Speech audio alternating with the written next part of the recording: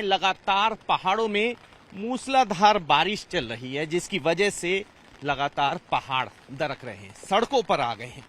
पहाड़ फाड़ अगर कहूँगा बारिश हो रही है तो गलत नहीं होगा। मूसलाधार बारिश से उत्तराखंड में बेहद ज़्यादा नुकसान हो रहा है। जो राष्ट्रीय राजमार्ग हैं वो लगातार बाधित हो रहे हैं। रास्ते जो हैं, जो कनेक्टिविटी वाले रास्ते हैं, जैसे हम इस समय खड़े हैं टिहरी क्षेत्र के इस रास्ते पे, यहाँ की तस्वीरें बेहद डरावनी है। डरावनी इसलिए भी हो जाती हैं कि पहाड़ में लगातार 24 घंटे का अलर्ट फिर जारी हुआ है। ऑरेंज अलर्ट, अभी 3 घंटे का ऑरेंज अलर्ट जारी हुआ है, जिसमें कहा गया है कि तेज बारिश और इस समय सफर ना करने की हिदायत भी दी गई है। राज्य सरकार लगातार आपदा प्रबंधन विभाग के साथ मिलकर उनकी जानकारी जुटा रही है कि आखिर कितना बड़ा नुकसान हुआ है। आने वाले समय में अगर मौसम के यही हालात रहे तो निश्चित रूप से जम्मू कश्मीर और हिमाचल के बाद जो त्रासदी आपने देखी है वहां, वो उत्तराखंड में भी देखने को मिल सकती है। इस समय खड़े हैं बूढ़ा केदार में, जहां देर रात बादल फटने की घटना हुई। देखिए, पहले तो मैं ये नदी का रास्ता दिखाऊंगा। आप देख पा रहे हैं, ये तस्वीरें देखिए कितनी खौफनाक हैं। ये रास्ता हुआ करता था जो आज पूरी तरह से ध्वस्त हो चुका है। जहां मैं खड़ा हूं ये रास्ता था, और आज यहाँ पे बोल्डर खड़े हैं और गांव वालों को खासी दिक्कतों का सामना करना पड़ रहा है। पूरी तरह से रास्ता ध्वस्त हो चुका है।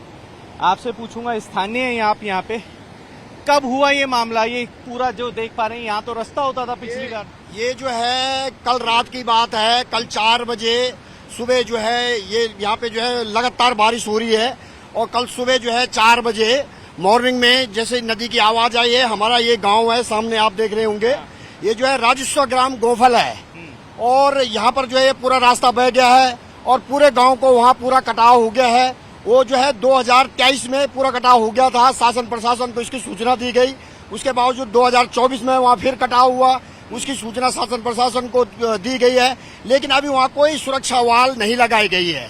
जबकि जो है लोकसभा में जो है इस गाँव वालों ने जो है लोकसभा में वोट का विरोध भी किया था, लेकिन फिर भी जो है इस गांव की जो है कोई गोफल राजस्व ग्राम गोफल की कोई सुरक्षा वाल नहीं लगाई गई और ना ही कोई यहाँ रास्ता लगाया गया है। ऐसे में देखने वाली बात ये होगी, देखिए ये ना जो स्थानीय हैं ये बता रहे हैं कि ये जो रास्ता है ये रास्ता हुआ करता था। बिल्कुल ये रास्ता हुआ करता था। आज सुबह ही 4 बजे जो है ये बह गया है, और यहाँ से स्कूल से बच्चे आने जाने वालों के लिए बड़ी दिक्कत हो गई है। आने जाने वाले चाहे बुजुर्ग हो चाहे बच्चे हो, अब यही एकमात्र रास्ता था कि जहाँ से आना जाना। देखिए, मैं आपको दिखा रहा हूँ, रास्ता पूरी तरह से बह गया है। ये निशान है रास्ते के, ये देख रहे हैं आप।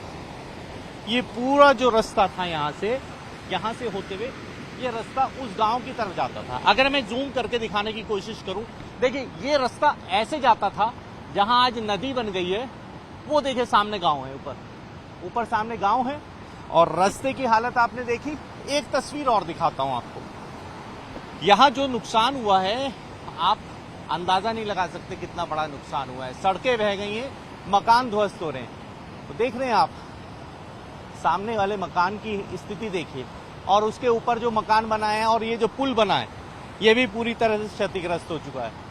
सामने मकान है, मकान के नीचे की पूरी बाउंड्री वॉल नीचे से गायब हो चुकी है। अंदाजा लगाइए कितनी खौफनाक तस्वीरें हैं, और खौफनाक तस्वीरों के साथ अंदाजा लगा सकते हैं कि अगर मौसम ऐसे ही बना रहा तो वो दिन भी दूर नहीं है जब उत्तराखंड में जैसी परिकल्पना कर रही जा रही थी। लोग कह रहे थे डर लग रहा है, रात को सोने में दिक्कतें हो रही हैं, लगातार बारिश हो रही है, और बारिश के बाद की जो तस्वीरें मैं आपको ग्राउंड जीरो से दिखा रहा हूं वो काफी बेहद ज्यादा खौफनाक है। आज सुबह हुई तेज बारिश, मूसलाधार बारिश की वजह से बूढ़ा केदार में बेहद खौफनाक तस्वीरें सामने आ रही हैं। देखिए, मैं इस समय बूढ़ा केदार में हूं और मेरे साथ इस समय पूर्व विधायक घनसाली से हैं। आर्य जी, क्या स्थिति है इस समय? देखिए, घनसाली सीमांत क्षेत्र है और दैवीय आपदा की दृष्टि से अति संवेदनशील है। 5 जोन में ये पड़ता है। कई हजारों दैवीय आपदाओं के कारण, और पिछले साल की दैवीय आपदा के कारण, और वर्तमान में जो कल रात दैवीय आपदा हुई है, चाहे हमारा बूढ़ा केदार क्षेत्र हो, भिलंग क्षेत्र हो, और हमारा गंगी गेवाली पिंसवाड़ क्षेत्र हो, हमारा नैलछामी क्षेत्र हो, हिंदाव क्षेत्र हो, ये तमाम जो क्षेत्र है ये दैवीय आपदा की दृष्टि से अति संवेदनशील है। और हम लगातार सरकार से मांग करते आ रहे हैं कि इस क्षेत्र में दैवीय आपदा की संवेदनशीलता को दृष्टिगत रखते हुए इसको राष्ट्रीय दैवीय आपदा प्राधिकरण में जो है इसको राष्ट्रीय आपदा प्रभावित क्षेत्र घोषित किया जाए, ताकि प्रभावितों को उचित मुआवजा मिले और क्षतिग्रस्त जो परिसंपत्तियां हो रही है, जनमानस की सुविधाएं जो क्षतिग्रस्त हो रही है, उनका पुनर्निर्माण हो सके। ठीक है, मेरे साथ आप स्थानीय गांव के हैं, कैसा महसूस कर रहे हैं? बारिश का फिर मौसम हो रहा है, कैसा महसूस हो इस रहा है? समय डर बनी हुई है, क्योंकि यहाँ पर जो दैवीय आपदा आ रहे पहाड़ों में बहुत जीना मुश्किल हो गया है। पिछली बार ये धर्मगंगा आई, इस बार ये बालगंगा आ गई और यहाँ पूरा क्षेत्र बहुत पूरा ऊपर हमारा गेवाली गांव बहुत बुरे उसमें वो बादल फटा, वहाँ बड़ी परेशानी हो गई। हम जा रहे थे, वहाँ रास्ता नहीं है, वहाँ गाड़ी नहीं जा पाई। वैसे हमारा नैलछामी चकरेड़ा में है, तो ये आपदा से ये पहाड़ों में रहना बहुत मुश्किल हो गया है। अच्छा, हम देख पा रहे हैं कि यहाँ से ये रास्ता भी गायब हो गया है पूरा। ये हमारा गोमफल गांव जाने के लिए रास्ता है, यहाँ का मुख्य मार्ग है, वो पूरा बह चुका है। इधर सिंचाई विभाग के पलम डाल के तो सारे बह गए। पिछली बार जो पैसा पास हुआ था वो पूरा काम भी नहीं हो पाया अभी तक, दूसरी आपदा आ गई। ये बड़ा देखिए, यहाँ स्थानीय लोगों ने बताया, पूर्व विधायक जी ने बताया। मैं थोड़ी सी तस्वीरें आपको दिखाता हूँ। पहले हम इस पुल पे खड़े हैं और देखिए ये मकान भी, इस मकान की हालत देखिए, अभी इसे खाली करा लिया गया है। इस मकान में ये जो आप सामने फर्श पड़ा होता था, ये फर्श होता था यहाँ पे, और फर्श के से यहाँ से एंट्री होती थी, जहाँ गेट पे ताला लगा हुआ है। और आप अंदाजा लगाइए, जब सुबह 4 बजे अचानक से दैवीय आपदा आती है तो उसके बाद क्या स्थिति होती है। यहाँ पे ग्राम प्रधान भी आ गए हैं, यहाँ पे इनसे भी बात करेंगे। क्या स्थिति हुई सुबह 4 बजे की, थोड़ा सा आंखों देखी हाल बताइए। 4 बजे ठीक ऊपर गांव से मेरे लिए फोन आया कि नदी आ गई है, आप लोग सतर्क हो जाए। हम जैसे उनका फोन आया तो हमने अपने परिवार को उठाया, पास पड़ोस को लोगों को उठाया, फिर हम जो है सड़क में आ गए कि नदी देखने। तो हर टाइम जो है नदी जब आती है तो डर का माहौल बना हुआ है। अब क्या प्रशासन के कुछ लोग पहुंचे यहाँ पे? प्रशासन के लोग तो गाड़ियों में आते हैं और जाते हैं। वो 2024 में भी आए और गए, तो आते हैं जाते हैं। और हमारी जो समस्या है जस की तस पड़ी हुई है। अगर ये पिछली बार ये सुरक्षा दीवार यहाँ लग जाती, आज ये मकान न टूटता। देखिए, सुरक्षा दीवार पे सवाल उठाए जा रहे हैं। मैं आपको एक और तस्वीर दिखाऊंगा। ये नदी है और नदी के इस तरफ ये देखिए पूरा कटान हो गया है, आप देख पा रहे हैं। और इसी कटान की वजह से लोगों की चिंता बढ़ रही है कि ये गांव की तरफ बढ़ रहा है। एक गांव का मकान पूरी तरह से क्षतिग्रस्त भी हो गया है, जिसकी वजह से गांव वालों का मानना है कि अगर मौसम इसी तरह से बना रहा तो अगले 24 घंटे में भी काफी दिक्कत हो सकती है बूढ़ा केदार में। हम इस समय बूढ़ा केदार में हैं, ग्राउंड जीरो से आपको रिपोर्ट दिखा रहे हैं कि मूसलाधार बारिश और बादल फटने के बाद किस तरह की तस्वीरें बनी। सबसे पहले तस्वीरें दिखाता हूं मैं आपको। देखिए, देखने में तस्वीरों में लग रहा है कि ये नदी है, लेकिन ये नदी नहीं है, ये रास्ता है। यहाँ पे रास्ता हुआ करता था और आज ये रास्ता पूरी तरह से आपदा की वजह से काफी समय से गायब हो गया है। और अब नदी ने अपना स्थान बना लिया ये, जिसकी वजह से यहाँ जो बाशिंदे हैं, जो लोग हैं, इस जगह को छोड़कर अब गांव में चले गए हैं। यहाँ पे कुछ लोग भी हैं मेरे साथ, मैं उनसे बात करूंगा कि क्या था इस समय का। थोड़ा सा बताइए, अपना नाम बताइए और कब से आपने इस जगह को छोड़ा है? मेरा नाम जयशंकर नगवान है और मैं क्योंकि पिछले साल जो है 2024 में यहाँ पे बाढ़ आई थी, उसी कारण से हम बहुत प्रभावित हुआ थे, पूरा क्षेत्र प्रभावित हुआ था।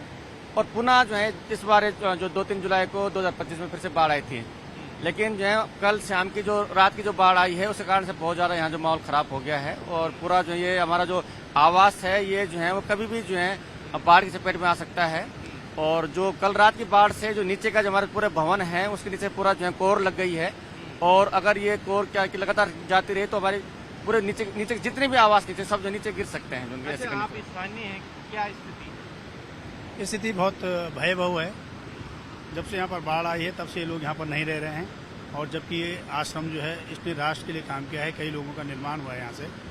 ये आश्रम मैं कहूँगा कि महान गांधी विचारक बिहारी लाल जी का है और बिहारी लाल जी इसके संस्थापक थे। अच्छा, आज हमारे जी जब बाढ़ आई तो आप लोगों को कैसे पता चला? क्या जिस तरह से अभी आवाज आ रही है कानों में, कैसे पता चलता है कि बाढ़ आने वाली है? बाढ़ का तो पता लग जाता है कि जोर जोर से आवाजें होती है और पत्थर जो है लुढ़कते हैं तो उसकी आवाजें होती है जोर जोर से, तो पता लग जाता है और इसका आवाज ही अलग हो जाती है। फिर उसकी नदी की जो जोर जोर से जो आवाज है वो बहुत दूर तक सुनाई देती है। फिर यदि आप पत्थरों की आवाज सुन रहे होंगे, इससे भी संकेत मिल जाते हैं कि बाढ़ आ गई है।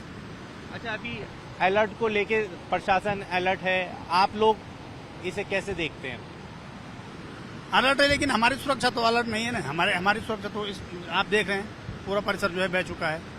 पूरा जो आश्रम का जो बगीचा था, अखरोट का जो सबसे बड़ा ये बगीचा है टिहरी में, ये पूरा ध्वस्त हो चुका है।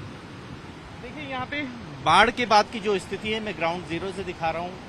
सड़कें जो थी वो बह चुकी हैं, नदियों ने उसमें अपना स्थान बना लिया है।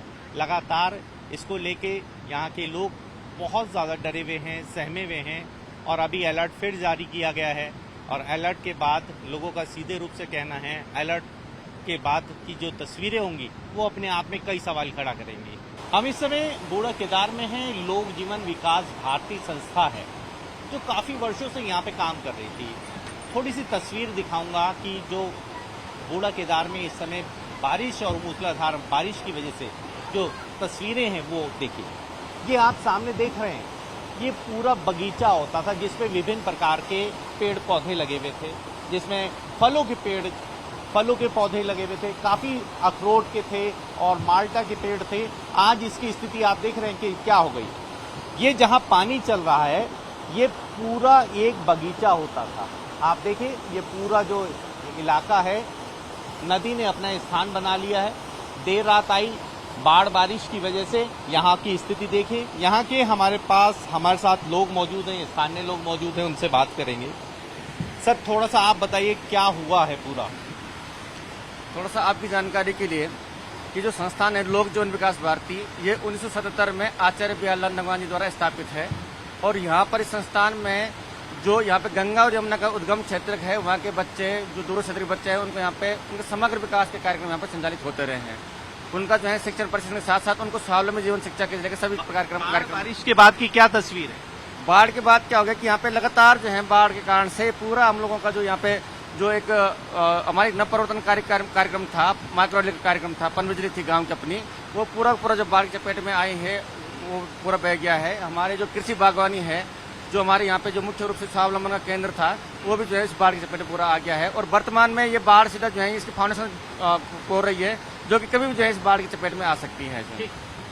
प्रधान जी, आप बताइए थोड़ा सा इस बारे में, थोड़ा सा कैसा था यहाँ की तस्वीर, अब क्या है? यहाँ की तस्वीर तो बहुत अच्छी थी, फल थे और मतलब अच्छी फुलवाड़ी थी, फर्स्ट क्लास। जो यहाँ बच्चे पढ़ते थे, खेलते थे, तो आज जब दिखा दे तो एक उजाड़ सा दिखाई दे रहा है। तो यहाँ पिछले साल से जो है बच्चे जो है घर भेज दिए, इन्होंने घर भेज दिए क्योंकि यहाँ खतरा है, किसी के बच्चे को नुकसान न हो। अपने आप ही ये गांव में रह रहे, इसलिए जो है नदी के डर के कारण। तो आज ये कल रात भी अपने घर में चले गए थे। जब नदी आती है तो कहीं फोन हो जाते हैं हमारे लिए, इनके लिए भी फोन हो जाते हैं, तो हम लोग इधर उधर हो जाते हैं। ठीक है, देखिए मैं आपको थोड़ी सी तस्वीरें और दिखाऊंगा। साइंस रूम आप देख सकते हैं, यहाँ पे बच्चों की पढ़ाई होती थी। 2024 में यहाँ पे बाढ़ आई थी, जिसके बाद से यहाँ से बच्चों को विस्थापित किया गया। और आपको जो स्थिति मैं आपको दिखा रहा हूँ लगातार, ये स्थिति बेहद ज़्यादा खौफनाक है, जिसकी वजह से आज इस पूरे इलाके को छोड़कर लोग गांव की तरफ चले गए। जहां पानी नहीं है उस जगह पे लोग मूवमेंट कर लिया है। और लगातार बाढ़ बारिश की वजह से, तेज़ बारिश की वजह से, मूसलाधार बारिश की वजह से यहाँ पर पानी का जो वेग है लगातार बढ़ रहा है, जिसकी वजह से लोग काफ़ी चिंतित और परेशान हैं।